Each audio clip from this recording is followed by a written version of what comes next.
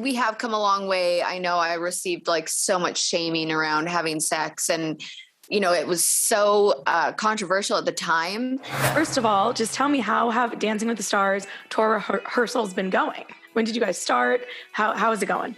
So the pros have actually been rehearsing much longer than myself, which I don't think is fair. I'm like, they're not the ones that need the rehearsal time. I do. So no, I've been rehearsing for the last 3 days, and I really prepped to go on Dancing with the Stars. I was like training, I was going to physio, I was doing all the things, and I kind of threw myself back into this forgetting how intense it was. So like my body is so stiff just from 3 days. My neck is already like, I pulled something, but it's so much fun being there because last season we didn't get to do group numbers because of the pandemic and because of COVID. And so it is so fun feeling the energy of all the pros and dancing together. And it already feels like we're like one big family having so much fun together. And it's just like, it's such a different energy dancing with everyone. And I can't wait for people to come watch the tour. Yeah, I mean, the season that you won was different due to COVID for a few reasons. And there was also no audience. Yeah. So how do you feel? Are you excited about performing in front of a lot of people? Are you nervous? I'm so excited because I think it just changes the whole dynamic of the energy. Like I got to do that one Janet Jackson dance to announce that I was going on tour, and just hearing people cheer in the crowd it's a game changer. And I do podcast tours, and I just the connection that you get to feel with the audience, like they're sitting at home watching or listening, and you get to actually connect with them in person and feel the energy of the crowd. It's just a whole other ball game. It's so much fun. What would you say fans can expect from the tour if they're buying tickets? What are they in for that night? Honestly, I've obviously never been on the tour before, so I don't really know how to compare it to the other ones. I just keep hearing that this one's different. I think there's just going to be a lot of different elements to the show. And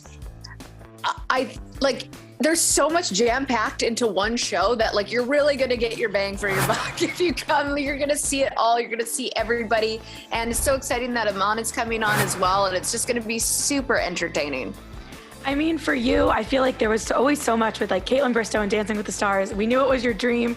You got screwed, but then you got justice. You won. Now you get to do this. Like, does it still feel like a little bit unreal to you that after everything over the last 6 or whatever years in the Bachelor world that you get to now go on tour with the show?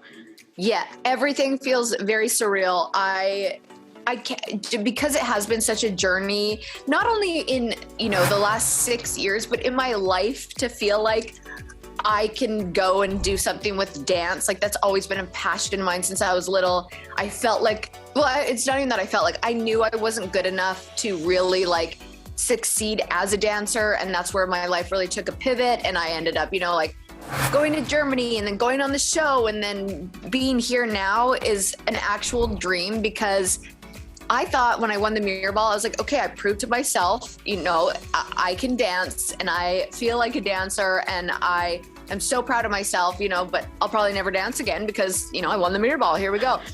And so to go on tour now, I'm like, it just doesn't even feel real. And I can't imagine just like going to different cities and doing what I love to do with people who I love every single day is going to be just an absolute treat. Do you have a favorite dance or style of dance? I do. I have so many. Okay. The dance that I would have never said this on the season because jive was like one of the hardest things I ever did, but we're doing the jive, and it's not just Artem and I, we have a whole group, and it is just like an in-your-face number, so much fun, and you can't help but like smile while you're like out of breath and dying, but it's just so much fun. And that's, I think that's gonna be a really fun number. You mentioned Iman. I know Amanda also is, she's on the tour too. What has it been like? Amanda's gonna take over, I think, when I'm done, yeah. Okay, what has it been like to work with them? And after watching that season and, Iman, I feel like changed the game. It's been like such an interesting Dancing with the Stars season, I feel like. Yeah. Iman is so fun to be around. Like, he is just one of those positive, happy, friendly human beings who you just like to be around.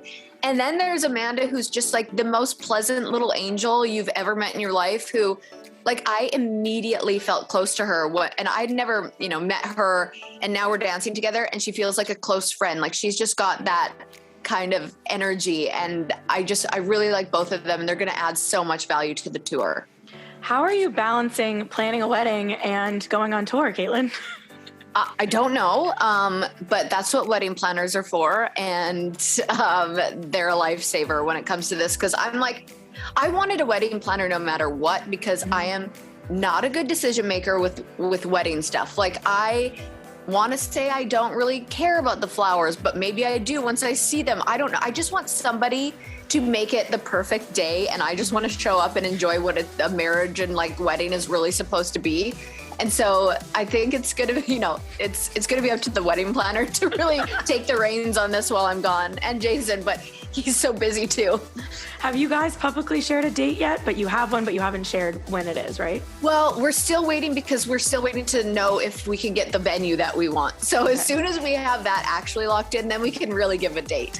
Have you had any, not disagreements, but like, okay, this is a non-negotiable for me, or a difference there? Like, has it been smooth for you guys since you're giving the wedding planner the most of the control anyway? Or has it been at all tense? It's been pretty smooth actually, because I don't think, we probably could be doing more to plan for a wedding, but because we're so busy, we really haven't had the time to have a disagreement or bump heads about anything wedding related. So fingers crossed, it's smooth sailing from here on out. What about a dress? Do you have any of that, those visions on any of that? I have so many ideas for a dress. I have like 5 different styles that I like. So I want to have 2 dresses. And I've got 5 styles I like right now. So I need to figure that out. But I want to make it so that my mom, Jason's mom, my sister, my best friend can all come and be there with me when I try on the dresses. So I better get on that. And what about a dance number? Are we going to perform at the wedding? I'm telling you, I don't know if that's like faux pas to like do an extravagant like dance at your own wedding. But I want to. I want to do like a waltz. Yeah. And get Artem to choreograph it. It'll be magical. That would be magical. I have a Dancing with the Stars related game, but I want to ask you a few Bachelor questions first, because Michelle's finale is next week. Can you tell me anything, tease to me anything about what we're going to get in the final 3 hours? I mean, she's, back in the day on these shows, we used to be like, I can't believe they're in love with more than one person, and they said it. Michelle is just like, she is so strong in who she is, and she's like, no, if I'm in love with 2 people, I'm in love with 2 people. I didn't think it would happen, but it did. So I think it's going to be really hard for her no matter what the outcome, because she genuinely is in love with 2 people. So it's going to be all of the things. It's going to be emotional. It's going to be hard to watch. It's going to be beautiful. It's going to be sad. It's all the things that you'd want to see in a finale. But I mean, she really genuinely is in love with 2 people. From my perspective, I can't remember the last time the final 3, I would even say, was so in love with the lead. Yeah. I'm kind of in love with Michelle. She's amazing. I think that's the Bachelor Nation consensus. Totally. She's easy to love. She's just a great human being, and she's just truly authentic and confident and comfortable in herself. And it's really nice to see. What did you make of, Tayshia and Zach breaking up was obviously, people were surprised, and you guys had to kind of address it on that. Like I said, there was like a walk-off, and maybe some people thought it was kind of staged or weird or awkward. Did you have any response to any of that, or how was Tayshia doing? Tayshia that day was beside herself. I'm so proud of her for being so professional and being able to show up and put a smile on her face and do a great job hosting while going through it. I know she was just really struggling that day because the news had broke and she was really upset. And so we didn't want to ignore it during the show.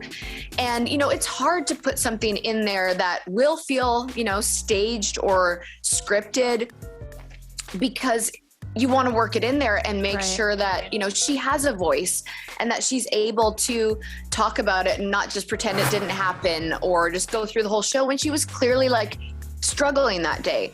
So I was really proud of her, and it was just tough to work in because I wanted to put Tayshia's feelings first. I saw her in the trailer so upset. She was having anxiety. And I was like, we don't have to address this if you don't want to. But I think if you want to have your own voice and be able to like just share how you're feeling, it's up to you. And so, I mean, at the end of the day, it's as long as she was, now I say comfortable, she wasn't comfortable with it, but she wanted to address it. And so we had to make it, put it in there somewhere. And honestly, I was just really proud of how she handled everything because it felt like a true professional. Yeah, for sure. In the most recent episode also, we had Brandon kind of sneak in there and get a little extra time with Michelle before that rose ceremony. I feel like some people were like, justice for Joe. Like, did that change her mind? Other people are like, I'm sure she had it made up anyway. Right. From your perspective, what did you think of the Brandon pull aside at the rose ceremony, what that meant for Joe? Brandon is just such a sweetheart who wears his heart on his sleeve. He is so open with his emotions that I think he genuinely wanted to tell her, like, it's okay if it's not me, because he was putting her first and worried about her stressing out. And I think when you walk into that moment and you're looking at those final 3 men, I'm sure you know who it is, that it might not make a difference in that moment. Now it might, but I don't think it did in that moment. So I was shocked actually when Joe went home. But again, she just had such strong relationships with all 3 men that I would have been shocked no matter who went. Yeah, I think that's fair. With Nayte, because I feel like he's controversial is not the right word, but people maybe a little split on him. Some may be questioning, is she more into Nayte than he is? Is he saying what she wants to hear? As someone who was there, you know, for at least part of it, what are your thoughts on Nayte? How do you think Nayte and Michelle would work in the real world? I mean, Nate's a funny character because he's just like, he really is so chill and laid back. And I think Nayte just really is confident in his relationship with Michelle and where they're at this point. And I think his confidence is different than the others. He will not, it's almost like he can compartmentalize what is happening and the show that he's on. And it's so interesting because we watch the show and people can't, you know, you're damned if you do and you're damned if you don't, because if you can't handle Michelle going in the fantasy suite with the other people, then people at home are going, well, you knew what you signed up for and you know what show you're on. And then if you sit there and you can compartmentalize and say, yeah, I know what show I'm on and I'm going to be confident in my relationship and I'm not going to get in my own head about it, well, then you're cocky and you might not care enough. So I think he is just has a different confidence about him and knows where he's at with Michelle. Do you think he's ready for an engagement? I do. I think Nayte would be ready for, I think Nate's never in his life thought about being ready for an engagement until now. And I just think Nate's the kind of person that if he isn't ready, he's not going to propose. Okay, fair. The Bachelor is also coming up. Clayton, what can you tell me about why you think Clayton was the choice? Because after that trailer, I'm all in. But obviously leading up to it, everyone was slightly confused maybe about the decision. I kept thinking, like, if you're going to make him the Bachelor, you got to, like, show more of him and why he's going to be our next Bachelor. Because, I mean, if we're watching, we're rooting for Rodney to be someone to be the Bachelor, someone that we're like, whoa, we fell in love with that person and we're rooting for them to find love. With Clayton, we're kind of like, what? Oh, okay. And now we're rooting for him, but we don't know much about him. But I can tell you, this guy, Clayton, is one of the most sensitive, in tune with his emotions kind of person that I've ever met. And I think that will make for a good Bachelor. It's going to be extremely difficult for him because of how, you know, sensitive and emotional he is. But that's such a great quality you want to see in a Bachelor. And I think it's going to be a really great season. I mean, again, the trailer alone is promising some stuff here. And it makes me think back to your season and like sex was such a like taboo topic and stuff. And now it's going to be interesting to see how people hopefully, you know, how they treat Clayton as the male perspective. And I think we've come a long way, I think, since, you know, all the shaming and ridiculousness that people aim towards you. But I mean, what do you think about how that's all going to come, like, be a main thing, the intimate with both of you moment? I'm going to have to give him my number and say, if you need to chat through anything, call me.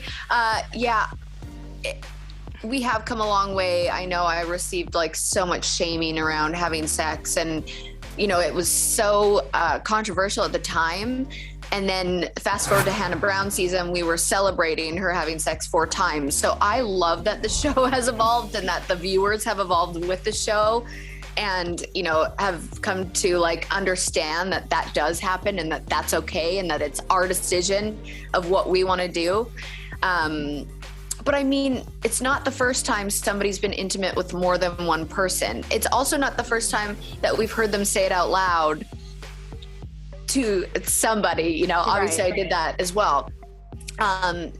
It's just, it's a tricky situation, because to some people like Clayton, that is part of making a life-altering decision, is being intimate with somebody. And when you genuinely fall in love with more than one person, it happens. And it's a really tough thing to navigate, because you wouldn't do it in the outside world. And now you're having to, make sense of it in the Bachelor world. And it's really tricky. So I hope people give him some grace, and I hope he gives himself some grace, because he's a human being and he's not perfect. And it's going to be great to watch. So I don't need to shame. I just want to sit back and enjoy. You know what I mean? And you will. Did you guys want to host The Bachelor at all? Or was that always going to be like a conversation of it maybe makes more sense to have a male leading a male and female, or anything like that? I mean, we never really thought that would be our position. We never really thought we'd still be here for a second season hosting. So I think it's cool to have a male that's been in that position again help mentor the lead and say, I've been here, I've done this, and I'm here to help you. So it made sense for me that they got a past Bachelor and also someone that like has been in a hosting role before. He's going to do a really great job. Would you be down to do more down the line? Oh, of course. Yeah, I love hosting. I love being in a position to help the Bachelorette and be like, somebody who can really empower them and give them confidence and validate their insecurities and just help them navigate through that journey, because I would have loved to have somebody like that there for me. And I like being that person that can help. And I mean, I have to ask about Katie real quick. I forgot. Oh, yeah. Your first stint as a host took quite the turn with Katie and Blake and now John. Were you surprised by all of that? Have you spoken to her? I have spoken to her, and I mean, Katie's a good friend, so I knew how hard it was with Blake being gone all the time. I don't think Blake necessarily had the communication that Katie was looking for while he was gone. It was just so tricky from the get-go. It was just like they weren't even together. And Katie's season was tricky because people were leaving, and then people thought maybe Blake was just the default. He wasn't. I actually had hope that they were going to make it work until I saw how hard it was on them to do the long distance. And I will say that Katie really did say John was her type when he got out of the limo. Right. She really did say that. And so I just want Katie to feel loved and feel happy. And if that's how she's feeling, I'm so happy for her. I mean, again, it's just interesting to watch all play out. And you know what it's like to navigate also a public breakup. Yes. And I mean, do you have the same piece of advice you would give to like Tayshia or Katie, or like? That's what I mean with Tayshia. I'm like, I hate that I can understand what you're going through, because it's so hard. Everyone has a different opinion and a voice and something to say, and people don't fully know what really happened. And it's just so hard on your heart to go through that, because you want to grieve this person that you've lost, and you have all these different voices coming at you. And so I'm just trying to tell Tayshia, like, take it one day at a time. You can't let the outside voices dictate how you feel, and you can't let that have more power than you. So allow yourself to feel sad, and know in your heart that you did everything that you could to make that work, and that you have to now go through the stages of like grieving a loss. I mean, I hate to even say it, I'll bring it up real quick. Your ex maybe made some interesting comments about a month ago. Did you have a response to those, or did you read it? Did you not even give it the time I didn't read it. People told me about it, but it actually just made me a little sad because he had every opportunity to just be happy for me and be happy at where he's at in life. And he just still seems a little bitter. And I was just confused by that because it's been 3 years. And I thought maybe he would just, we'd want each other to be happy. It made me sad that he said he didn't think it was real love or we'd still be together. Obviously, his experience was different than mine. But at this point, it's been 3 years and I'm engaged. And I genuinely hope he's just happy in what he's doing. Because at this point, that would be weird if I felt any other way. It would be a little bit alarming if you had more to say than I want you to be happy. Yeah. Right. I agree. Yeah. All right. Well, thank you so much, Kaitlyn, for taking time. And I'm sure the tour is going to be amazing. And I'll talk to you again in Bachelor Nation world. Thank you so much. It was good to see you. Have a great one. Okay, bye.